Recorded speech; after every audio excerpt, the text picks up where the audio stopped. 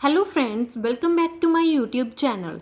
आज का जो हमारा टॉपिक चल रहा है द एडवेंट ऑफ यूरोपियंस, और इसमें हमने Portuguese, the Dutch, the Danes, the British, इन सब के बारे में पढ़ लिया है। अगर आपने मेरी प्रीवियस वीडियोस को नहीं देखा है तो प्लेलिस्ट में जाकर आप देख सकते हैं। ठीक है, तो आज का हमारा टॉपिक है द फ्रेंच। इससे प्रीवियस वीडियो में हमने पढ़ा था ब्रिटिशर्स के बारे में, अंग्रेज़ों के बारे में। ठीक है कि ब्रिटिशर्स की जो ईस्ट इंडिया कंपनी कब इस्टेब्लिश्ड हुई थी, उन्होंने फर्स्ट फैक्ट्री कहाँ पे लगाई थी, William Hawkins, Middleton, Thomas Roe, इन सब के बारे में पढ़ लिया है। आज हम पढ़ेंगे फ्रेंच के बारे में, फ्रांसीसियों के बारे में। ठीक है, last Europeans to come to India with the purpose of trade. अब देखो यहाँ से एमसीक्यू क्वेश्चन बनता है कि फर्स्ट यूरोपियन कौन थे जो इंडिया में आए थे ट्रेड करने के लिए, और लास्ट यूरोपियन कौन थे। ठीक है, फर्स्ट यूरोपियन थे पुर्तगाली, पोर्चुगीज, वास्को डी गामा 1498 में आया था, जिसने केप ऑफ गुड होप की डिस्कवरी की थी। तो लास्ट यूरोपियन थे फ्रेंच। ठीक है, पूरा का पूरा सीक्वेंस है जो कि फर्स्ट कौन आया, सेकंड कौन आया, थर्ड कौन आया, ये सीक्वेंस की हम जो वीडियो मैं आगे लेकर आऊँगी वो भी आपको करवाऊँगी। ठीक है, तो ये लास्ट यूरोपियन फ्रेंच थे जो इंडिया में व्यापार करने के लिए आए थे। अब इन्होंने सोचा बाकी सब इतना प्रॉफिट कमा रहे हैं तो हम क्यों ना करें। ठीक है, फ्रेंच ईस्ट इंडिया कंपनी 1664 में बनी थी। ठीक है, और इसे create, financed and control by the state, ये मेन पॉइंट है जहाँ से फ्रेंच का डिक्लाइन स्टार्ट हुआ था। अब क्योंकि जो फ्रेंच की ईस्ट इंडिया कंपनी थी, इनके ऊपर पूरा का पूरा कंट्रोल था जो सरकार का था।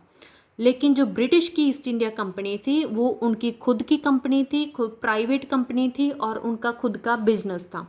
अब जो चीज़ सरकार के अंडर है उसमें आप ज़्यादा इंटरेस्ट नहीं लगोगे कि हमें ज़्यादा प्रॉफिट हो, जहाँ हम ज़्यादा ट्रेड करें। ठीक है, जहाँ ज़्यादा से ज़्यादा अपने आप को स्प्रेड करें, तो आप ज़्यादा इंटरेस्ट लेगे ही नहीं, क्योंकि उसका जो मुनाफा होगा, फ़ायदा होगा, वो सारा का सारा सरकार को जाएगा। लेकिन ब्रिटिश ईस्ट इंडिया कंपनी में क्या था, सरकार को कुछ नहीं जाना था, उनका खुद का प्राइवेट बिजनेस था। तो वो चाहते थे कि हम ज़्यादा से ज़्यादा प्रॉफिट कमाएं, क्योंकि उसका फ़ायदा उनको खुद को ही होएगा। उनका ज़्यादा से ज़्यादा जो अपने आप को स्प्रेड करें।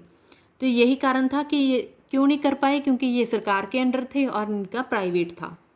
आगे है फर्स्ट फैक्ट्री। तो ये फ्रेंच थे, जो फ्रेंच ईस्ट इंडिया कंपनी की जो फर्स्ट फैक्ट्री लगाई गई थी सूरत में 1668 में, और उसके बाद मसूलीपट्टनम में 1669 में लगाई थी। ठीक है, आगे है पौंडीचेरी। अब देखो, जैसे हम पोर्चुगीज़ की बात करते हैं तो उनके साथ रिलेशन आता है गोवा का, क्योंकि जो पोर्चुगीज़ थे वो ज़्यादा टाइम गोवा में रुके थे, वहीं पे अपना जो कल्चर वगैरह छोड़ के गए हैं। ठीक है, वैसे जब हम फ्रेंच की बात करते हो तो इनका रिलेशन आता है पौंडीचेरी के साथ, क्योंकि main centre of French power जो पौंडीचेरी था वो मेन सेंटर था फ्रेंच की पावर का, और उसे 1673 में फाउंड किया गया था। लेटर बाद में become the capital of the French, बाद में पौंडीचेरी जो फ्रेंच की कैपिटल भी बन चुकी थी। ठीक है, अब हम बात करेंगे डुप्लेक्सी के बारे में। डुप्लेक्सी कौन है, जैसे हमने पोर्चुगीज़ में नीनो दा कूना, इन अल्मीडा, इन सब गवर्नर्स के बारे में पढ़ा था,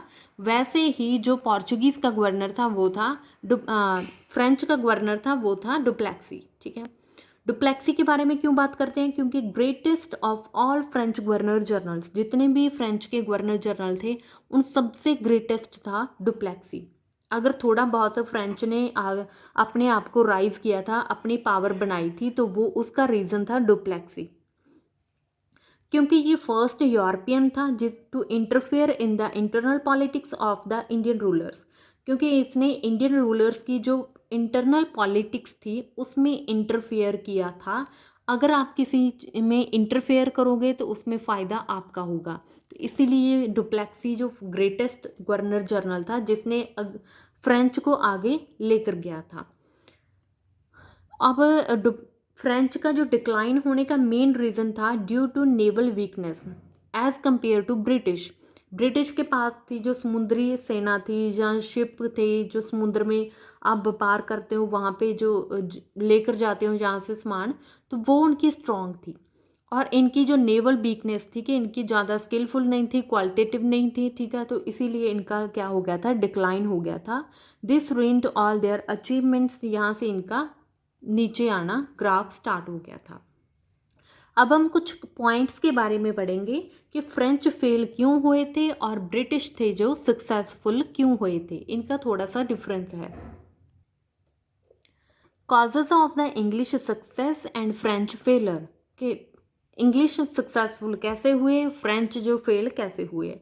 तो इंग्लिश का क्या था, प्राइवेट एंटरप्राइज था, मतलब इनका खुद का बिजनेस था, प्राइवेट था, सरकार का इनके ऊपर कोई कंट्रोल नहीं था। जो फ्रेंच थे अंडर स्टेट, मतलब फ्रेंच के ऊपर जो पूरा का पूरा कंट्रोल था वो उनकी सरकार का था, ठीक है। इंग्लिश नेवी सुपीरियर थी, अंग्रेज़ों की जो नेवी थी वो सुपीरियर थी, ठीक है। इनकी जो सी पावर थी वो अच्छी थी, लेकिन इनकी जो नेवी थी वो वीक थी। आगे है हेल्ड 3 इम्पॉर्टेंट प्लेसेस, जो 3 इम्पॉर्टेंट प्लेसेस थे जहाँ से ट्रेड करना इजी था, जहाँ पे ट्रेड की ज़्यादा डिमांड थी, वो इनके पास था, अंग्रेज़ों के पास। कोलकाता, बॉम्बे एंड मद्रास, इन तीनों पे कब्जा था अंग्रेज़ों का। और फ्रेंच के पास क्या था, सिर्फ पौंडीचेरी, ठीक है।